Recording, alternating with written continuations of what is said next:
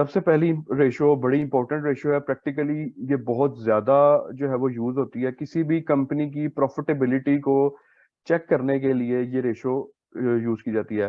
Profit making companies should try to make a profit that is large enough in relation to the amount of money or capital invested in the business.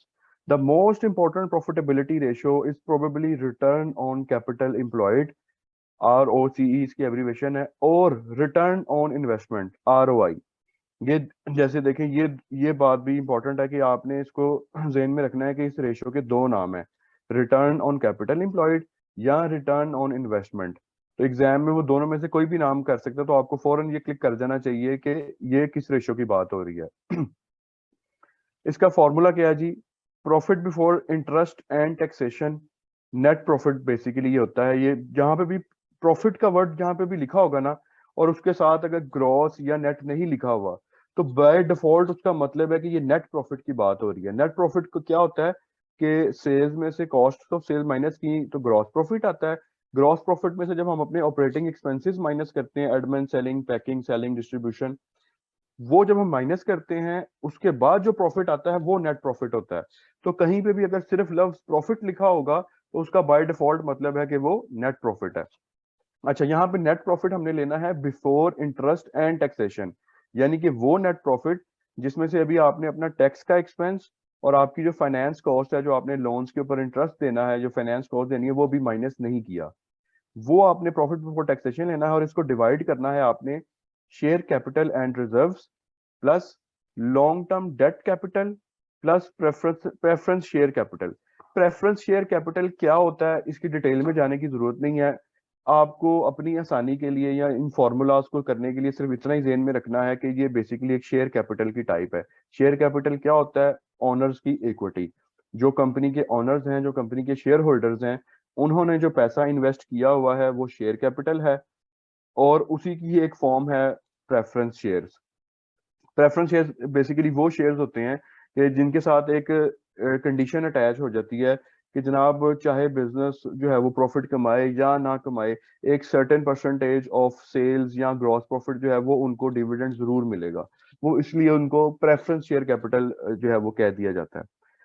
अच्छा जनाब साहब, इस ratio को समझने के लिए इसकी जो साइंस है, जो लॉजिक है, वो क्या है कि अगर हमने ये देखना है कि एक बिजनेस जो है वो कितना प्रॉफिट कमा रहा है या उसकी प्रॉफिटेबिलिटी क्या है, उसकी कैपेसिटी क्या है प्रॉफिट कमाने की, तो उसको देखने के लिए हमने ये चेक करना है कि उस कंपनी के अंदर पैसा इन्वेस्ट कितना हुआ है। Excuse me. ठीक है। अच्छा, पैसा इन्वेस्ट करने के हमने डिस्कस किया था दो सोर्सेज होते हैं। नंबर वन, जो ओनर्स हैं, जो शेयर होल्डर्स हैं, उनका पैसा है जिसको हम शेयर कैपिटल कहते हैं। नंबर टू, जो हमारे एक्सटर्नल इन्वेस्टर्स हैं, जो जैसे हमारे बैंक्स हैं, हमारे लैंडिंग इंस्टीट्यूट्स हैं, या कोई प्राइवेट चैनल से हमने किसी इन्वेस्टर से लोन लिया हुआ है, लॉन्ग टर्म लोन। यहाँ पे ये आपने जरूर याद रखना कि ये लॉन्ग टर्म डेट कैपिटल है। मतलब हमारा share capital plus reserves. Reserves मैंने आपको कहा था जो हमारा अनडिस्ट्रीब्यूटेड प्रॉफिट होता है, उस वो जो शेयर कैपिटल का पार्ट बन जाता है। वो प्रॉफिट जो भी ऑनर्स ने प्रॉफिट बिजनेस में से विड्रॉ नहीं किया, तो वो कैपिटल का ही पार्ट होता है। तो हम ये देखना चाह रहे हैं कि इस बिजनेस के अंदर पैसा कितना इन्वेस्ट हुआ है और उसके अगेंस्ट ये बिजनेस हमें कितना प्रॉफिट कमा के दे रहा है। तो ही हमें पता चलेगा ना कि इसकी बिजनेस की कैपेसिटी क्या है। तो उस प्रॉफिटेबिलिटी की कैपेसिटी को चेक करने के लिए ये रेशो यूज होती है।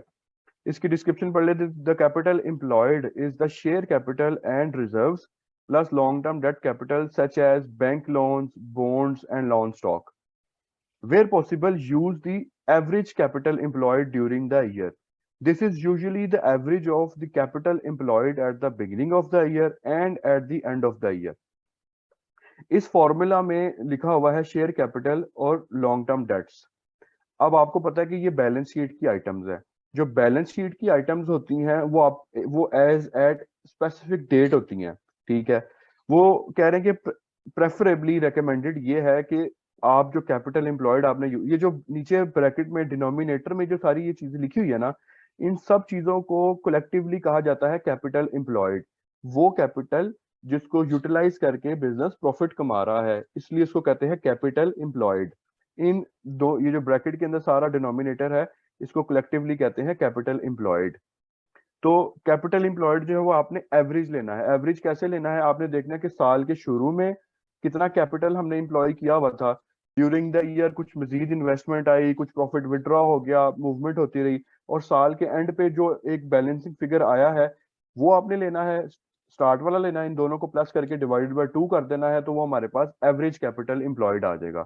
अगर आपके पास क्वेश्चन में या जो न्यूमेरिकल है उसके अंदर उसने स्टार्ट वाला कैपिटल नहीं दिया हुआ, सिर्फ एंड वाला दिया हुआ है, तो हम एंड वाला ही यूज कर लेंगे, क्योंकि हमने जो डाटा हमारे पास गिवन होगा उसी की बेस पे कैलकुलेशंस करनी है, हमने खुद से फिर कुछ अजम्पशन नहीं लेनी। अ हायर रोस कह लें, रिटर्न ऑफ कैपिटल कह लें, मतलब कुछ लोग हैं आरओसी, मतलब अपनी आसानी के लिए जो भी आपको लगता है, a higher ROAS indicates more efficient use of capital. ROAS should be higher than the company's capital cost.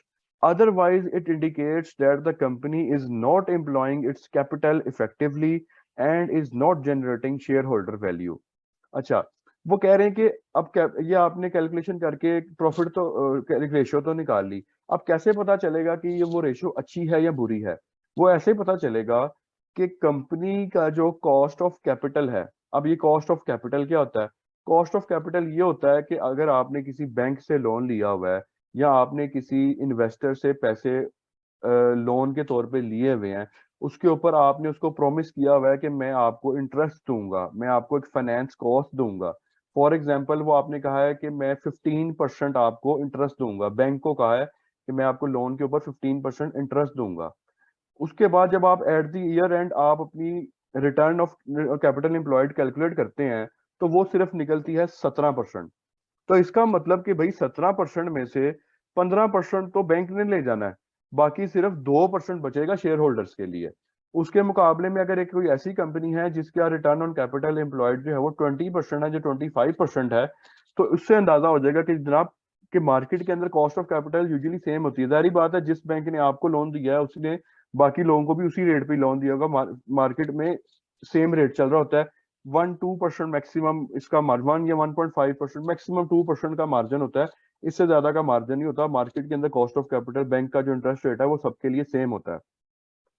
तो इस चीज को मद्देनजर रखते हुए फिर हम ये एनालाइज कर सकते हैं कि जनाब, चूंकि कंपनी की कॉस्ट ऑफ कैपिटल जो है वो 15% है और रिटर्न ऑन कैपिटल एम्प्लॉयड जो है वो सिर्फ 17% है, तो इसका मतलब है जबकि मार्केट के अंदर जो हमारे कंपेटिटर्स हैं उनका जो capital return on capital employed है वो 20% या 25% है, इसलिए हमारा जो कैपिटल है, हमारी जो मैनेजमेंट है वो प्रॉपरली इसको यूटिलाइज नहीं कर पा रही, प्रॉफिट अच्छा जनरेट नहीं कर पा रही, क्योंकि 15% तो बैंक्स ने ले जाना है, हमारे इन्वेस्टर्स जो ओनर्स हैं, जो शेयर होल्डर्स हैं, उनको सिर्फ 2-3% मिलेगा।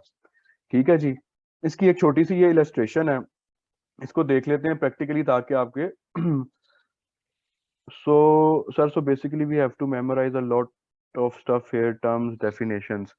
जी बिल्कुल ऐसा ही है कि अगर ये रेशियोज ज्यादा नहीं है, रेशियोज वैसे तो कैटेगरीज में बहुत ज्यादा हैं, एक दफा आप पढ़ लें, सारा समझ लें, अंडरस्टैंडिंग ले लें, फिर मैं आपको ये भी बता दूंगा इनमें से ज्यादा इंपॉर्टेंट कौन सी हैं जिनको आपने लाजमी याद करना है।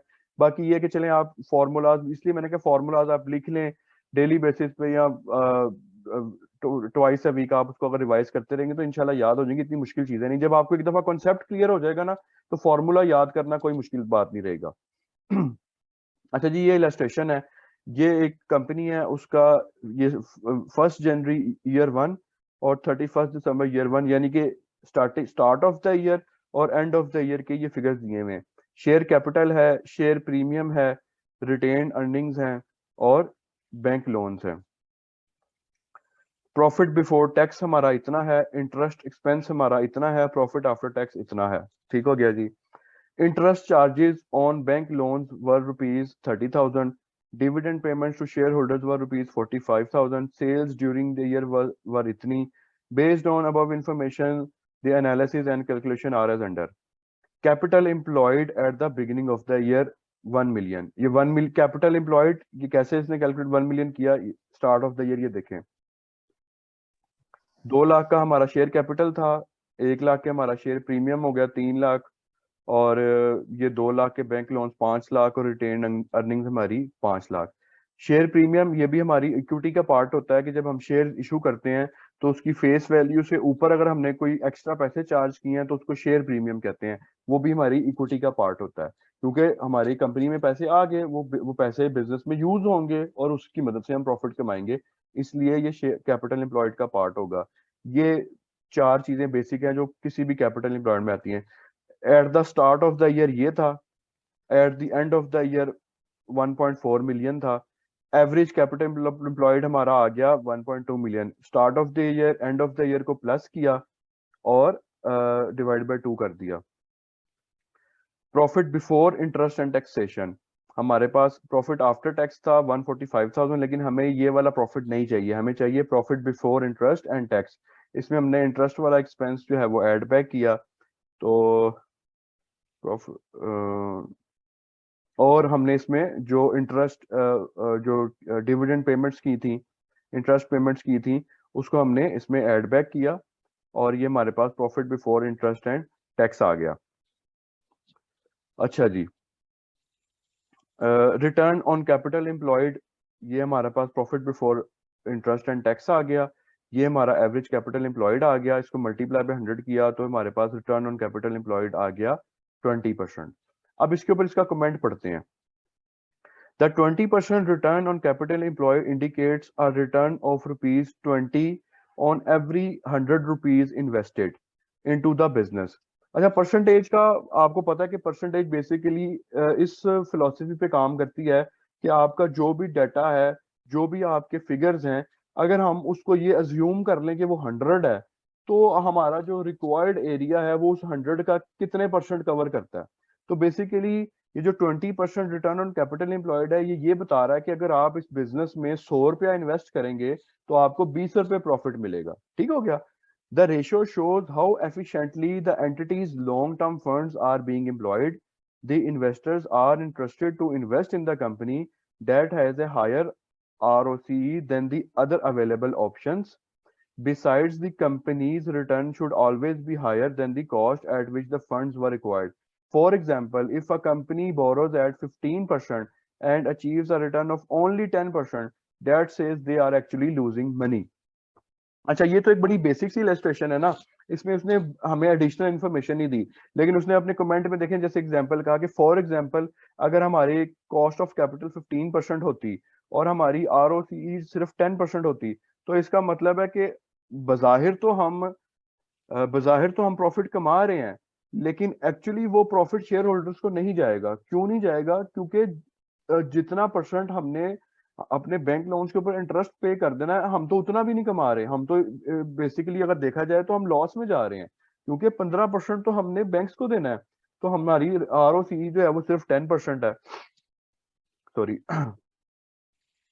तो ये हमें जो ROCE है वो हमें एक्सप्लेन करेगी कि हमारे बिजनेस की प्रॉफिटेबिलिटी क्या है। Sir, why we added 30K in profit before interest and taxation? क्योंकि बेसिकली हमने profit before interest and tax calculate करना होता है, उसने लिखा था प्रॉफिट बिफोर टैक्स, ये उसने टैक्स माइनस करके ये प्रॉफिट आफ्टर टैक्स ले आया। जो प्रॉफिट आफ्टर टैक्स होता है ना, ये फाइनल फिगर होती है। उससे पहले 2 स्टेप्स होते हैं। Net profit before interest and tax, उसमें से फिर इंटरेस्ट माइनस होता है, उसके बाद फिर टैक्स माइनस होता है। तो यहाँ पे उसने टैक्स तो खुद माइनस करके बता दिया, लेकिन उसने एडिशनल इन्फॉर्मेशन में बता दिया कि जनाब मैंने इसमें से 30,000 का जो इंटरेस्ट एक्सपेंस है वो ऑलरेडी माइनस कर दिया हुआ है, क्योंकि ये इसने प्रॉफिट बिफोर टैक्स से अपनी कैलकुलेशन को स्टार्ट किया है। तो ये आपने ये याद रखना है कि प्रॉफिट बिफोर इंटरेस्ट ये एक सीक्वेंस होता है कि जब ग्रॉस प्रॉफिट, उसके बाद net profit before interest and tax, उसके बाद फिर इंटरेस्ट माइनस होता है और फिर टैक्स माइनस होता है। इसीलिए हमने जो इंटरेस्ट था उसको ऐड बैक किया, क्योंकि हमें profit before interest and tax चाहिए था। ठीक है। तो ये क्वेश्चन के अंदर जो एडिशनल इंफॉर्मेशन होगी उसकी मदद से आप उसको उसके रेशियो के ऊपर ज्यादा अच्छा कमेंट कर सकेंगे। अगर उसने बताया होगा कि कॉस्ट ऑफ कैपिटल कितनी है कंपनी की, कंपनी का टारगेटेड प्रॉफिट कितना था, कंपनी की मैनेजमेंट ने गोल कितना सेट किया था, बजटेड प्रॉफिट कितना था और एक्चुअली कितना निकला है, तो उसकी बेस पे फिर आप उस पर कमेंट करेंगे कि जनाब मार्केट में हमारी कॉस्ट ऑफ कैपिटल तो ये थी, हमने इतना कमाया है, अगर ज्यादा है तो कंपनी अच्छी प्रॉफिट जा रही है, कम है तो कंपनी इसका कोई बेंचमार्क नहीं है, इसका सिंपल रूल है कि क्वेश्चन पूछा गया sir what is the benchmark for ROI. ROI का कोई फिक्स बेंचमार्क नहीं है। इसका जो बेसिक रूल है, जो हमने पहले भी पढ़ा है, कि इसका बेसिक रूल ये है कि ये एटलीस्ट आपकी कॉस्ट ऑफ कैपिटल से ज्यादा होनी चाहिए। अब आपकी कॉस्ट ऑफ कैपिटल अगर 5% है सिर्फ, तो अगर आप 10% भी प्रॉफिट कमा रहे हैं तो वो भी आपके लिए काफी है। लेकिन अगर आपकी कॉस्ट ऑफ कैपिटल ही 15% है, तो फिर 10% से आपका गुजारा नहीं होगा, फिर आपको 15% से ऊपर ही प्रॉफिट कमाना चाहिए, तो ही फिर आपके शेयर होल्डर्स को कुछ मिलेगा। Sir how capital employed is calculated please explain. बिल्कुल इसको बता देते हैं। ये बिल्कुल एक बेसिक लेवल की इलस्ट्रेशन है, और ये कॉन्सेप्ट आपने यहाँ पे क्लियर करना है जरूर, क्योंकि आगे जाके फिर इसी से चीजें जो है वो लिंक होंगी। सर कमेंट में इंटरेस्ट रेट की नहीं समझ आई, वो रिपीट कर दें। मोहसिन अली, ये हमने कल की क्लास में डिस्कस किया था कि सेल्स में से जो है वो, अगर ग्रॉस सेल्स में से जब हम कॉस्ट ऑफ सेल्स माइनस करते हैं, तो जो प्रॉफिट निकलता है वो हमारा ग्रॉस प्रॉफिट होता है। उसके उसमें से जब हम फिर अपने ऑपरेटिंग एक्सपेंसेस को माइनस करते हैं, वो फिर नेट प्रॉफिट होता है। अच्छा जी, पहले ये कैपिटल एम्प्लॉयड ये है जी, ये इसने ब्रेकअप दिया हुआ था। शेयर कैपिटल है, शेयर प्रीमियम है, रिटेन्ड अर्निंग्स है, बैंक लोन्स हैं। तो बेसिकली ये जो पहली तीन आइटम्स हैं, ये हमारा शेयर कैपिटल है, ये इक्विटी है बेसिकली। और ये जो हमारे बैंक लोन्स हैं, ये हमारे लॉन्ग टर्म डेट्स हैं। इसको हमने अज्यूम किया है कि ये बैंक लोन्स जो हैं ये लॉन्ग टर्म लोन्स हैं। ठीक हो गया। तो ये चार चीजों को हमने प्लस किया तो हमारा कैपिटल एम्प्लॉयड आया। ठीक है जी।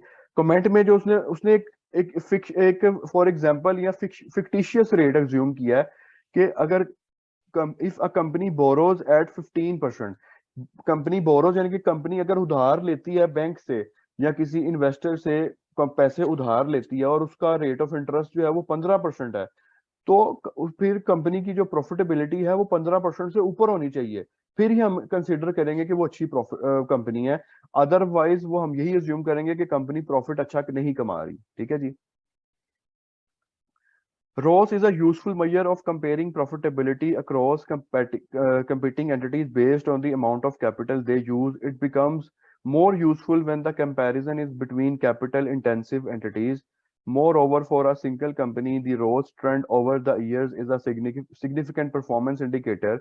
Generally speaking, the investors are more inclined to invest in the companies that have stable and rising ROS figures as compared to those where the ROS is volatile and inconsistent.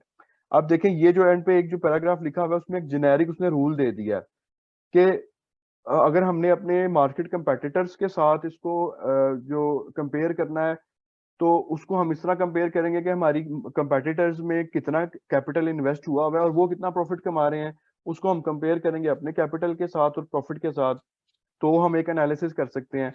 अगर हमने stand alone अपनी ही company का analysis करना है, तो हम ये भी देख सकते हैं कि ओवर द पास्ट ईयर्स हमारे रोज का क्या ट्रेंड है। फॉर एग्जाम्पल, अगर 5 साल पहले हम 10% थे, फिर 12%, फिर 13%, फिर 15% है, तो इसका मतलब है कि फॉर ऑल्दो हम इतना ज्यादा प्रॉफिट नहीं कमा रहे, लेकिन फिर भी हमारा कंसिस्टेंटली जो प्रॉफिट है वो इंक्रीज ही हो रहा है, वो कम नहीं हुआ। एक ऐसी कंपनी जो कि चाहे प्रॉफिट थोड़ा कमा रही हो लेकिन कंसिस्टेंटली कमा रही हो, वो उस कंपनी से ज्यादा बेहतर है जो प्रॉफिट ज्यादा कमाए एक साल और अगले साल एकदम से फिर कम हो जाए, फिर एक ज्यादा और चौथे साल फिर लॉस हो जाए। तो इतनी अनसर्टेनिटी जिस कंपनी में होती है, तो इन्वेस्टर्स जो हैं वो सेफ फील नहीं करते उस कंपनी में इन्वेस्ट करने के लिए। इन्वेस्टर्स जो होते हैं ऐसी कंपनी में इन्वेस्ट करना पसंद करते हैं जहाँ पे स्टेबल अर्निंग्स होती हैं। तो अगर रोज का जो ट्रेंड है वो कंसिस्टेंट है और अपवर्ड ग्रोथ जारी है, तो ये भी एक अच्छा इंडिकेटर है। चाहे वो कम ही क्यों ना हो, 1% या 2% की ही इंक्रीज क्यों ना हो, लेकिन अगर वो कंसिस्टेंटली अपवर्ड ट्रेंड जा रहा है, तो वो उसके एक अच्छा इंडिकेटर है। तो ये भी आप अपनी कमेंट्स में या एक्सप्लेनेशन में एग्जाम में ये लिख सकते हैं, या आपने नोट करनी है ये बातें। ये इस रेशियोज वाले चैप्टर के अंदर जो रेशियोज के फॉर्मूला करने हैं, उसके अलावा जो जो टेक्स्ट है ना, और जो एग्जांपल्स में कमेंट्स लिखे होंगे, ये आपने जरूर रीड करने हैं। हर में आपको कोई ना कोई एक ऐसा पॉइंट मिलेगा इस इलस्ट्रेशन को देखने के लिए। अच्छा जी, आगे ये आप सेम एग्जांपल्स है डिफरेंट तरह की उन्होंने दी हुई, आप इसको अपने तौर पे भी सेल्फ स्टडी कर सकते हैं। कोई कंफ्यूजन नहीं तो हम इसको देख लेंगे। अच्छा, अगली रेशियो है जी return on shareholders capital और इन्वेस्टमेंट। इसको अब हमने, ये जो रेशियो है इसको अब हमने मजीद नैरो डाउन कर दिया है। इसमें देखें क्या है जी इसका formula, profit after taxation and preference dividend divided by share capital and reserves multiply by 100। अच्छा,